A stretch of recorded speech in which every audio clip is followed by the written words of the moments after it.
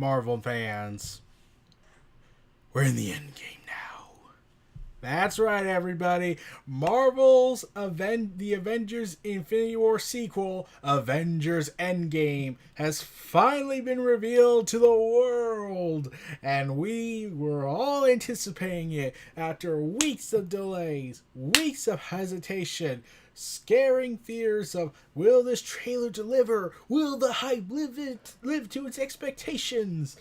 And sure enough, once again they did. Probably not it was going to be overblown like that one pseudo trailer that was rumored to be it, but I get the feeling that would probably be saved for, say, the third trailer, because I'm pretty sure they're going to do 3 trailers with this. Maybe 2 at best. But yeah. After what happened in Infinity War, everyone was wondering for God knows how long, for months and months, saying speculation, saying what happened to this character, what happened to this character, are certain characters we didn't see in the movie dead, all these other characters are dead, are these characters dead, even though we're probably never going to see them again. So, like, okay, so we're in Thor's group in Thor 1 with Jane Foster and her crew. Yeah, they're all alive. We'll probably never see them again because, Natalie Portman says she never wants to work for Marvel again, last I heard, which is leading to the breakup thing that never should have happened because there was no timetable for it. So they just randomly did that. Then there's the effect of Thanos' snap. I think it was called the decimation or the devastation, but yeah, I call it the snap around the universe. But yeah, so basically, the Russo brothers revealed certain things that had to be explained, like why doesn't Thanos just double all the resources? Well, they explained that because one, Thanos is not really right in the head, even though you somewhat could agree with why he thinks this, because overpopulation is a gigantic concern. There's over 1 billion people on the planet, and I don't think the Earth could sustain that much for much longer if we were to be realistic, especially with our environmental concerns. And then you gotta contend with all the wars and whatnot, but still. But I think the reason why no one brings that up a lot is because if they did, it would have to lead to certain actions that might not be pretty for everybody and might lead things to getting worse than they are going to get better. So that's why it never brings it up. So the fact that this movie did, it probably will push a few buttons. But yeah, so the Russo brothers then revealed that the reason why Thanos doesn't double the resources because he's always been told, because everyone's told him this was wrong and he feels like he's right and no one's ever questioned him since. Therefore, well, no one's questioned me since, so why should I change? And I think that makes more sense than just saying, oh, he's evil. He actually has, because of his tragedy with his life and what happened to his planet, he's just in this state of like, I'm right, I was right, and all of you were wrong. Like, I'm pretty sure that's the motive he had. But yeah. But not only was that revealed, not only that, but the Russo brothers then revealed that not only did Thanos kill half of the universe in terms of population, like, say, citizens, sentient conscious beings with intelligent thought, but they also revealed that it also killed the plants, the animals, all the dumb stuff that exists, all the organic life that doesn't have robotic stuff into it. So yeah, the resources just got further cut, which means Thanos' plan has completely backfired if he actually took time to consider that. Yeah. But yeah, at least the Titan plan made more sense when he was going to do a random selection of citizens, not destroy natural resources, food and whatnot.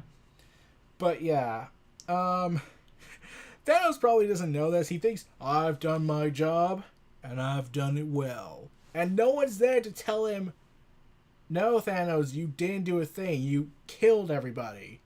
I've done my job. So, yeah, things are looking pretty bleak. And also, Loki did not fake his death. He's 100% dead, according to the Russo brothers. Though they could be lying. I mean, like, they took God knows how long lying about the whole, it's not called Endgame. Even though we threw that out there, like, God knows how many times. and throw it in your face. We're not calling it Endgame, which led to people actually going ahead and speculating what the title was going to be. I'll admit I did some speculation a little bit. I did think they were probably lying about Endgame not being the title, but really it's going to be. But there was also word that it might be Avengers Annihilation, named after the Avengers comic, the Marvel comic book called Annihilation, that had Drax the Destroyer in it. I never read it, just to be out there first. I might plan to later on down the road. But, yeah, they also go ahead, and there was also word going around that it might be that title, it might be something else. I actually had said to Cosmic Wonder on Twitter that maybe they should call it Avengers Assemble or Dissembled. You know, based off of that Marvel comic that happened that led to the dissolution of the Avengers initially, and then they could do then after when they get around to the fifth Avengers film taking place after all the fallout from Endgame and all this, they could call it Reassemble. Basically focusing on this new generation with probably some of the OG Avenger members to teach this new generation of heroes like Peter Parker. Oh, and they recently announced a new Asian character to be in the Marvel Cinematic Universe, so they could add him. He'll probably it's been word going around that he might show up in Spider-Man Far From Home, which is also going to have a trailer coming out soon. Why? Yeah, I don't get why they should put a trailer when the movie that confirms that Peter is dead. So we're going to make a trailer and release it to the public, confirming what's going to happen in Avengers Endgame. Like, I know they said they're not going to spoil anything, but really, when you make a movie that takes place after the events of Endgame, and the movie's not even out yet, that's... Yeah, they probably should have bit the risk and went ahead and just waited till Avengers Endgame came out and then just did like 2 months of advertisement and really go in the marketing machine mode. That would have been a much better solution than just, hey, let's spoil the entire movie for you and give you that Peter Parker's alive again. Oh, and Tony Stark's probably going to die. And then we get all this stuff about Captain America, Steve Rogers, aka Chris Evans, how he wants to get out of the movies of Avengers, but then the Russo brothers contradict this statement about how, oh, it may not be the end, you'll find out why, of Captain America. America! Fuck yeah! I had to. But yeah, also we got some shows from the Marvel Cinematic Universe starring actual actors of the MCU instead of the TV shows. Like, you know, Daredevil getting cancelled, Iron Fist getting cancelled after finally improving, and Luke Cage getting cancelled.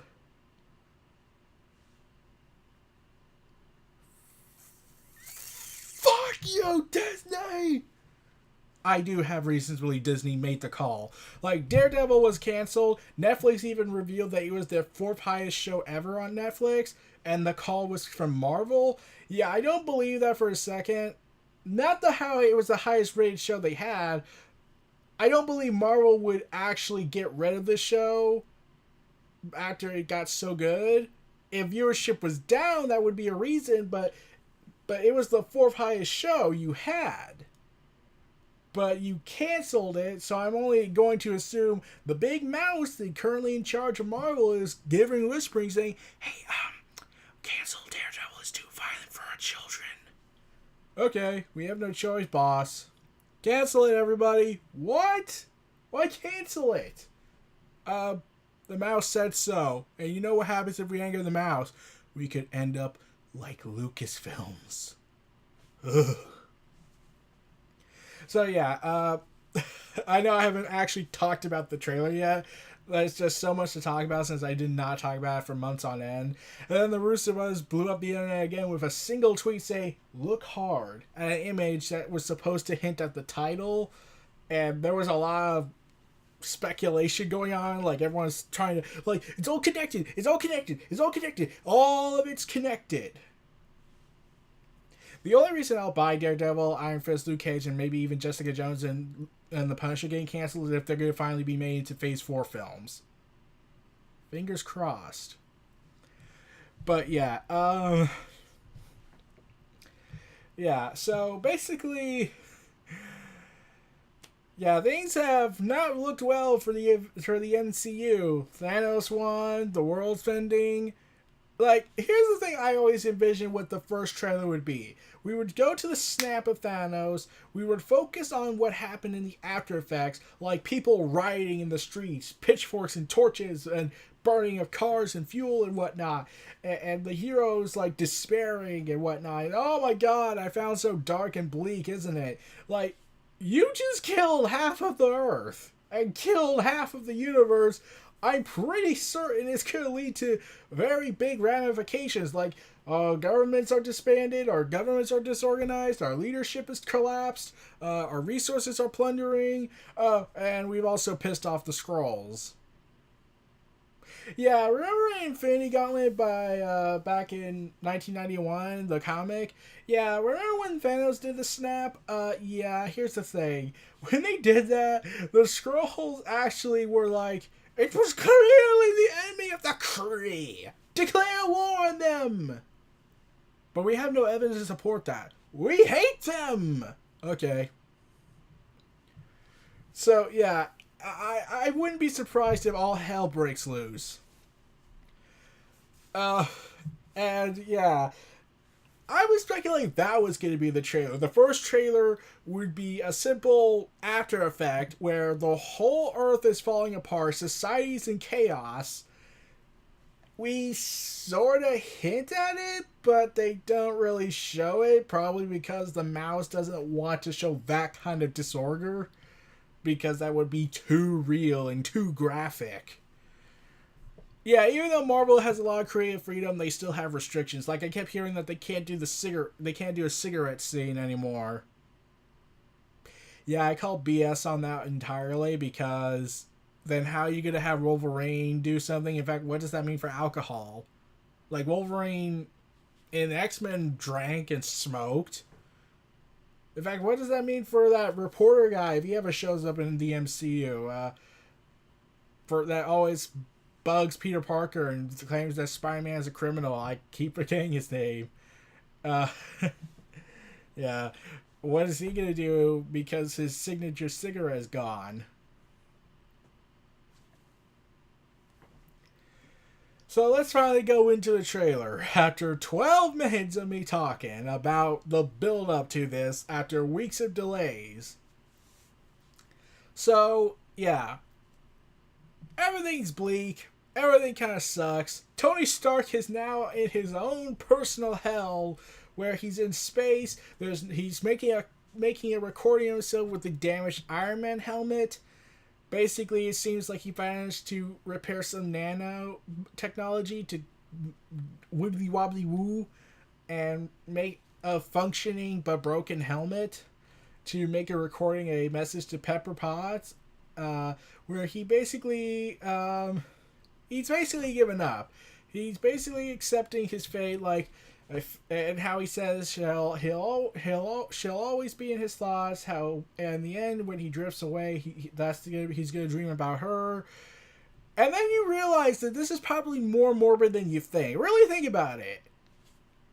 One, this is just after Tony's horrible visions he's got back in Avengers Age of Ultron come true. Two, he just witnessed who he considered a son, whether he admits it or not, died in his arms. Three, Pepper Potts might be dead. No, seriously, what if she's dead? That message is never going to go. And when and let's be real, when she returns, because let's be real, she is coming back. It was confirmed she's going to be in Far From Home, which does take place after Avengers 4. Thanks, Marvel. You had to reveal that information. It was like she's going to get that message after Tony dies saving her. That's going to be triple the times amount of my emotions. Yeah. Yeah, and Nebula is nowhere to be seen. I'm going to assume she didn't ditch him because that would be stupid. I'm pretty certain she's with him on board the ship, just on another one. And I keep thinking that's the Guardian ship because Nebula, when she arrived, was completely trash when she crashed into Thanos. So, yeah.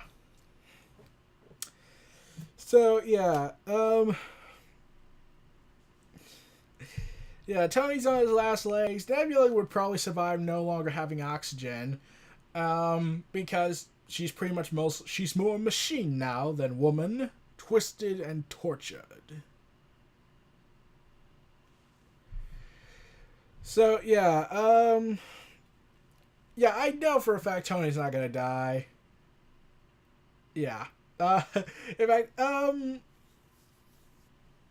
yeah. So here's the thing. I do think Captain Marvel's gonna come in and save Tony and Nebula, and get them back to Earth. I'm like, we don't know where she is. We don't know that yet, but she could be out in space doing something. Then all hell broke loose, and then she had to go back, and then finds the ship with Tony on it. Then takes them back, and then we gotta plan things. We gotta plan. We gotta think something through. We gotta fight this Thanos, and we gotta wait. How do we kill Thanos? He has the Infinity Gauntlet and the stones. But yeah. So that happened, and then after Tony turns off the recording, after he says that she'll always be in his thoughts even after he dies, and says it's always been her in his thoughts. That leads to some questions, but still, like, so are you like, I'm gonna do a joke. So did you imagine your would-be future wife would be beside you when your parents were killed? Were you imagining that your parents were killed with her in them? Yeah, I refuse to believe that you're always in my thoughts. Like, yeah, I know Tony cares a lot about her, but let's be real. I'm pretty sure it was not all the time, considering how much he's been through. So yeah. We then cut to when the Marvel Studios logo. Yeah, instead of just doing the comic book opening they instead just decide to really punch it home by having it turn into dust. You are penetrating my emotions, Marvel. So yeah, then we get okay. So remember in that final shot we see Thanos walking from out of this hut or house. And remember how I said that was a callback to the Infinity Gauntlet comic story where Thanos does it after he fakes his death? Yeah, here's the thing I didn't notice until Stupendous Wave posted it on Twitter. He showed an image of the Scarecrow that's seen in this trailer, and I was like, wow, I feel ashamed that I did not see that. Like, it was all the way on one side here, and I didn't notice it. But yeah, Thanos, in order to continue the tribute of Infinity Gauntlet, and to an extension the Infinity War sequel in the Infinity Gauntlet comic universe, we actually see that Thanos has turned his armor into a scarecrow. And then we see, sure enough, Thanos is walking around, tending to his new farm, living out the life of he always wanted to say, yeah, I did it. I'm living the big life now. I'm on an isolated planet by myself with my farm and my daughter who's trapped in the soul gem. I should probably rephrase that last part. And then after, well...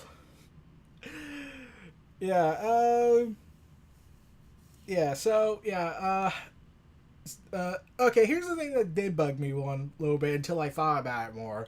So, Scarlett Johansson, aka Black Widow, aka Natasha Romanoff, goes ahead and basically points out the obvious that 50% of all living creatures are dead. Also plants, but that's a different matter. And basically, Bruce Banner is now looking at some computer monitors showing that even Black Panther's sister is among the dead. Well, she's labeled as missing, but let's be real, that's just another term to say, oh, she's dead. And I was like, wait, we never did see her again after, she fell face first on the floor. So we never really saw her die. So there's no evidence of the body, but even if we could find a body, we really couldn't because it's dust. And even if we could find her dust, it would probably be mixed with all the other dust, so it wouldn't matter. So let's just go with, yeah, she's dead. Yeah, And I get the feeling the scene where Bruce Banner goes ahead and is looking at these files of who's missing, this is in the first act, but it has to be when comes back to Earth and gives them the report that, yeah, we fucked up, we failed. Like, he basically goes on the phone and tells them, yeah, Ross, if you're still alive, we fucked up big time. Yes, I attribute it to the hangover. So, yeah, Scott Lang is considered missing, though that's obvious for obvious reasons, because after the clusterfuck ending we got at the end of Ant-Man and the Wasp, where everything they fought for was meant for nothing because Thanos is a dick. And Scott Lang's trapped in the quantum realm, and they have no idea what the hell that is, because they have not been interacting with him for the entire time except in Civil War. Yeah, so, yeah, Peter Parker's MIA, or really dead, and Thor is, yeah, Thor seems to have pretty depressed. I mean, like, really? Oh, by the way, the Russos confirmed that, yeah, remember when Thanos attacked the Asgardian ship in a huge chunk, and Thor even confirms that he slaughtered half of my remaining people? Yeah, it got worse. You see, after the snap, more Asgardians were killed. Valkyrie is alive. But yeah, more of the Asgardians are dead, so there's probably like maybe 20% left. And even then, it's probably slim. Yeah, so I get the feeling Thor is more like in this reflective stance thinking, I could have stopped it. He was right, I should have gone for the head. I let my rage blind me, my thirst for vengeance. I am a monster! Yeah, and... yeah, so Thor is depressed. I can understand, like, he lost his people, he failed to do what needed to be done, he gave into his anger, he lost his brother, he lost his, probably lost his entire team, he lost his family, now he lost the majority of his people. And then, sure enough, we cut to see when Captain America is depressed as well, he goes ahead and explains how everyone's lost something and a part of themselves. We see a hooded individual cut himself on his arm. It's a family picture. Sponsored by Disney. Yeah, remember, this is a Disney product, and they just showed a man cutting himself. No blood. No blood. No blood. We will not show blood in this, because that is violent. But we'll show strangulation, chokeholds, murder, killing, stabbings, people's eyes getting stabbed out of them. Oh, we'll show all that. We'll even show terrorists blowing themselves up. We have our priorities straight, right? Yeah, so we see that this hooded figure has apparently killed a bunch of Japanese people. I'm assuming they're a Japanese mob. Yeah. And then it's revealed to be everyone's favorite character. The guy everyone wanted to see in Infinity War kick ass and take names. Hawkeye! But now, he has become something new. Something dangerous. Something lethal. He has become the Ronin. Bum, bum, bum. So it turns out that, yeah, and then he turns to see Natasha looking at him in shock, probably because, well, remember, Natasha Romanoff is a former assassin by the corrupt or evil Soviet government. That way, I think it's a Russian agency. Anyways, I don't care. Yeah, anyways. In fact, was she a Russian assassin or someone else or something else? I keep forgetting. But yeah, basically, Clint turns to her with this look in his face that basically screams, "My family is dead and I had to watch it and I couldn't do a thing. I am Batman. I am Batman of the Marvel Universe." Yeah, and the idea of Hawkeye becoming a killer and using more lethal methods, not really a surprising thing. Like, really, here's the thing about this. That was what happened in the Ultimate Universe. Yeah, I did some research. The Ultimate Universe did the exact same thing. Hawkeye had a family, they died, but whereas Hawkeye lost them from a shooter or a murderer, this was dust of the snap, and Hawkeye becomes more killerish. That and contemplates suicide a lot, but that's a different matter. But yeah. So he's pretty much so basically this confirms that he lost his family. They died in the snap effect. Though here's the thing that kind of did bug me. You know, for a place that just recently for the planet that just recently lost half of its population, in theory, that's a pretty normal looking city or street. I was suspecting it would be more destroyed, riots, bloody murders, more corpses than the Yakuza, as I'm thinking they are, because I kept hearing that they were going to cast some Japanese people to play a mob just to be killed by the Ronin, apparently. Yeah. So, here's the thing. Why is the city not completely wrecked? That's the one thing that keeps bugging me. I wanted to see the cities of Earth be in complete, total anarchy. I wanted to see protesters outside the Avengers HQ demanding something, demanding an answer, or demanding what the hell happened. Planes are falling, helicopters are crashing, dogs and cats are living together, mass hysteria, and whatnot. And they're locked up and secluded and trying to find a way what to do, but they never do that.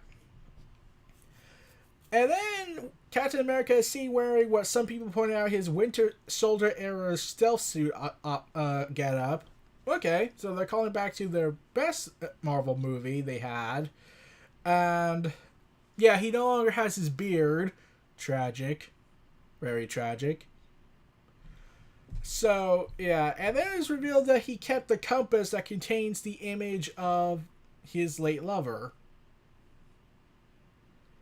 Yeah, why was this never brought up ever again until just now? No, seriously, I don't remember the last time they showed that, other than the first Avenger movie of Captain America.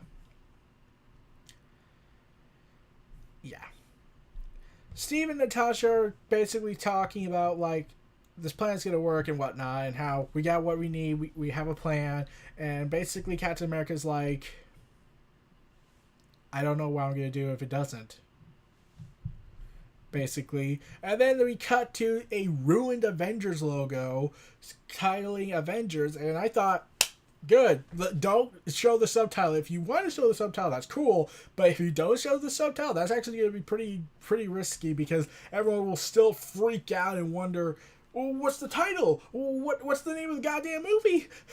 I need to know the subtitle, man. It can't be called Avengers 4. I can't.